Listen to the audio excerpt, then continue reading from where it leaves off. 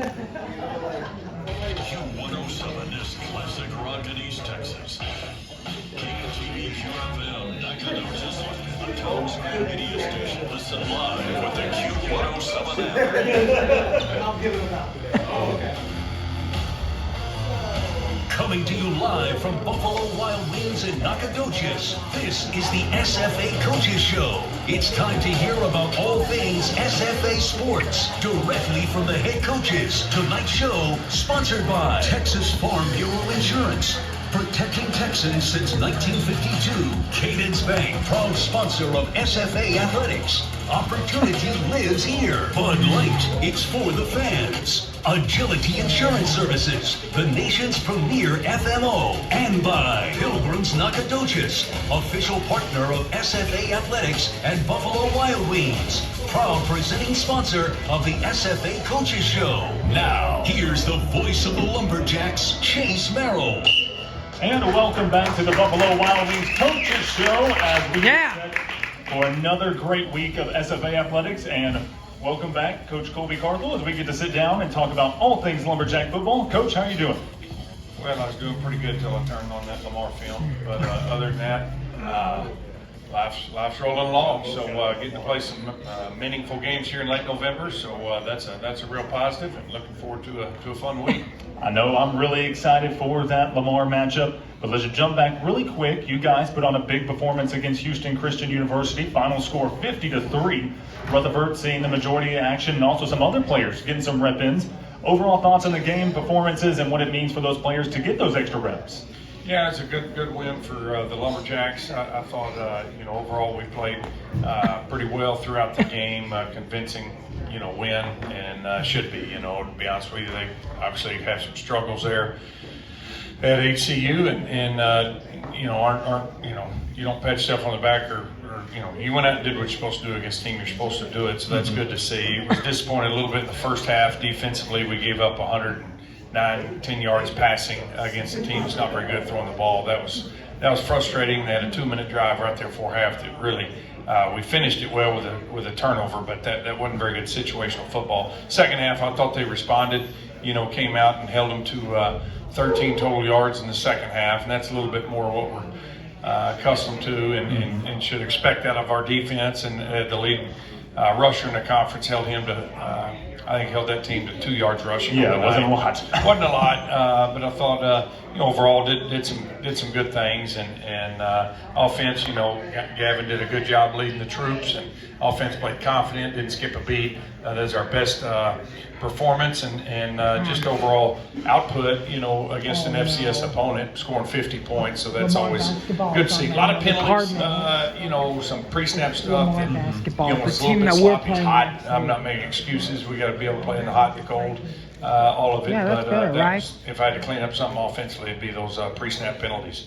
Not feeling hot anymore outside, is it? Football weather today.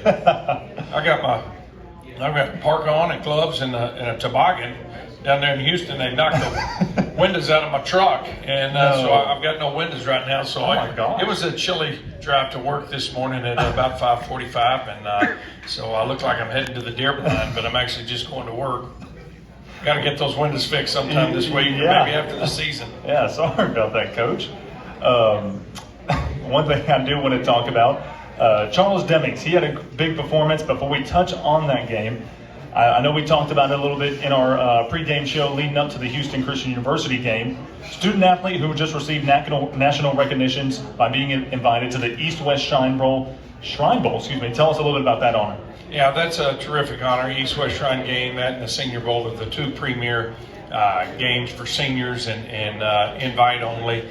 All the NFL teams and scouts. I mean, that's where you go to kind of prove yourself. And B.J. Thompson, got to do that a few years back. So it doesn't happen very often. But to have the director of the Shrine Bowl fly from Boston, Massachusetts, all the way out here to Nacogdoches, Texas, was pretty cool, and present that.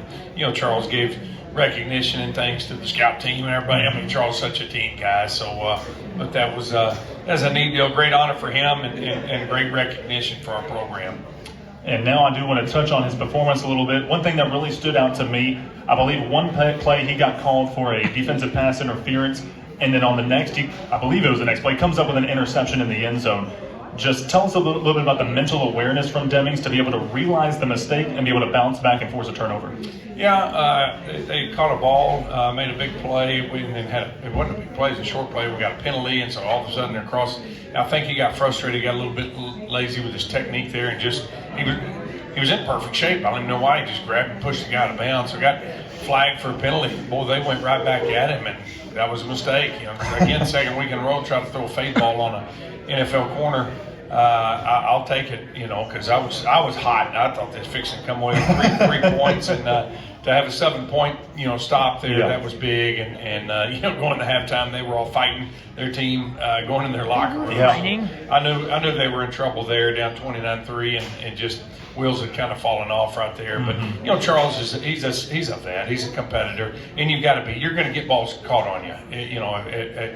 You're going to be tested. You're cornerback one. You watch them here, Buffalo Wild Wings tonight. They're testing those corners. You're going to give up a pass or two and a touchdown, but it's a next play mentality. You got to have a rear view for the plays behind you and a windshield vision for what's in front of you. And Charles does that, and he's going to compete at each and every play. And Coach, now talking a little bit about you. You earned your 100th win after taking down the Huskies. What were your emotions after the big win? Yes. Well, I had no idea that, thank y'all, that was happening. We'd prayed, and I was fixing to recognize another kid that was there that was coming back from injury, and then Kai interrupted me, and then Dad presented that ball, and again, he had no clue. But it's a milestone, I guess, and worth recognizing. I just want to recognize all the great players that have played through those years. I think over 13 years or whatever, and all those games. Players, coaches, unbelievable coaches, great administrators, boosters, friends, family. Sacrifice a lot to do this thing. But all in all, it's about the players. 100 wins, that's awesome. I've yet to make hadn't made a touchdown yet, hadn't made a tackle yet. So again, it's about the players. It's not about me. So I'm just working hard trying to get to 101, because that's going to be a challenge this week. Coach, I definitely want to say congratulations on that. That's a big feat. Thank you. Senior Day coming up. What does this group not only mean to you, but to the success of the program moving forward, knowing that many of them made the big choice to stay at SFA? Yeah, that is, it is a special group. The way I look at it is we've got 126 guys on the team. I've got 126 seniors, because who's going to be back next year? Nobody knows. It's college football, college athletics in today's day and age. So really just try to enjoy every moment with every one of these kids. Every day we get the privilege to coach them. And but the seniors to be that actually have no eligibility left, what a tremendous group. And they've done so much, for this program, and I think the program's done a lot for them. It's a two-way street. The thing that, obviously we'll miss the production and the great talent and all that, but that's football. I'll miss the person that, being in the building and the memories we've shared. But the thing that makes me feel really good about this group that we're going to be honoring. Over 90% of them have their degree already in hand. They've already graduated. Wow. They've already got the diplomas to Stephen F. Austin State University. So they've already, college football is still about getting a degree. And these guys have done that. Every one of them has done it or is graduating here in this year. So here in about a month. And so that's encouraging, because the ball's going to stop snapping for every one of them. We all think we're going to play forever. We're going to play on Sundays, and that's not the case. And so when that ball stops snapping, you better have a degree to fall back on, and these guys do. And so excited for them. They're set up to be successful in life, and I know they will be. I was about to say, it's very easy for a lot of people to just forget that they are also student athletes and not just athletes, and that plays a big role, because they're night in, night out, training, games, whatnot. And then afterwards, those long bus rides home, they're working on homework. That's right. Yeah, they're a student athlete, and that's where so many people that have helped and helped us retain and reward these guys. I see Jim Morgan out there here in the crowd. He's one of them, and work tirelessly to help support our program, support these kids, and give them a reason to stay. Because in today's, you're allowed 20 hours a week. They're doing a lot more than 20 hours a week when it comes to football. And then you got class on top of that. They don't have time for jobs. So the fact that with our Sawmill Collective and what we're able to do with Rev Share, able to help these guys out with a couple $100 each month, that helps, put gas in their car, keep the cell phone on, and you know, pay some bills. So again, appreciate everybody who has supported our program, bought season tickets, come out to the game. I mean, all of that goes into it, and so I really appreciate the support these guys have had. And Coach, at the beginning of the broadcast, you talked about watching some film for the Lamar Cardinals, and that's who we move on to this week. Final home game of the season. It's a big one. We host the Lamar Cardinals, who are coming off a big win themselves against the Lions of Southeastern Louisiana. Just want to know your thoughts. Talk to us about what they excel in and who are some of their big names. Well, they excel at just being a great football team, and they're ranked, 13th, 14th, whatever in the country, and deservedly so. They're by far and away the best team that we faced, since Abilene Christian. I think they're a little better than Abilene. Just a well-rounded team. They're good in all three phases. They are currently ranked the number one team in the country in special teams. That came out today. Wow. We're number one. And so they're good in all, and that's talking all phases of it. Punt, return, kickoff, return, and field goal, PAT. So just extremely well coached, and that's where you can see a lot about a team, I think, is with special teams. Do they care about that third phase? And they do. Very powerful offensive line, the best O-line we've faced, just very well coached. Their head coach is an old O-line guy, and so an old O-line, OC, so that's where, naturally you see where some of the strengths of the team. I'm an old D-line guy. You see where some of the strengths of our team are. Absolutely. That's just inherent as a head coach to favor those positions, but they do a great job running the football. They've worked two quarterbacks. That one of them's a 3-year starter and has won a whole bunch of ball games there. He's one of the most decorated players they have, Robert Coleman. And then, Aiden McCown, son of NFL legend, out of East Texas, and he can really run. Second fastest kid on their team. So, kind of a two-headed monster there at quarterback. Got some really good tailbacks and receivers. The Fusler kid is the punt returner. He's leading the nation in punt returns, or second in the nation, maybe down to Bugs. I don't know. Mm-hmm. Defensively, very, very, very strong up front. And that they're tough to run the ball against. So it's going to be tough sledding. It's going to be I think, a very good football game. I think it'll come down to 2 or 3, maybe 4 plays. I think it'll be a lower scoring game. Who knows? It may be 50-49, but it may be first 1 to 14 wins, and it's what they played last week. I mean, they're a great team. They beat 2 national teams. South Dakota, they beat them, and then they just beat South Dakota, Southeast Louisiana, who hadn't lost an FCS game all year, scoring nearly 50 points a game. They held them to 12. Mm-hmm. So we got our work cut out for Saturday at 4:00. And so you talked a little bit about what they bring to the table. We know what the Jacks can bring to the table. What is it going to take for the Jacks to pull out a victory at home?